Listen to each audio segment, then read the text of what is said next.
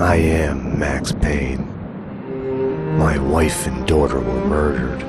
It had something to do with the designer drug V. I transferred from the NYPD to the DEA, went undercover to find their killers. I got too close. I was framed for murder. With nothing to lose, I went after the Mafia during the worst winter storm in a century. My first stop was Vinny Gagnetti, a lowlife in the habit of taking his frustrations out on underage call girls. I left him bleeding in an alley after I'd gotten what I wanted out of him. I met Mona Sachs in a gothic nightclub, Ragnarok. She was a hired killer.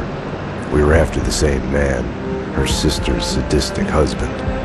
I was drawn to her for all the wrong reasons. I made a deal with Vladimir Lem. The Russian was a smooth operator. He helped me get to the mob boss I was after, but I was in over my head. The government was involved.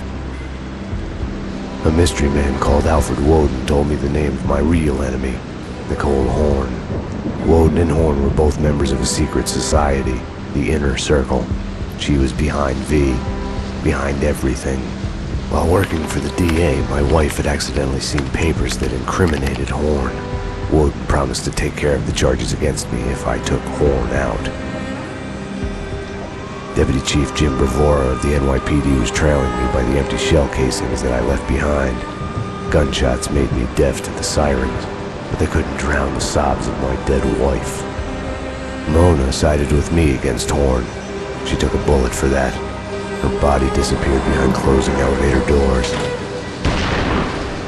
I killed Horn.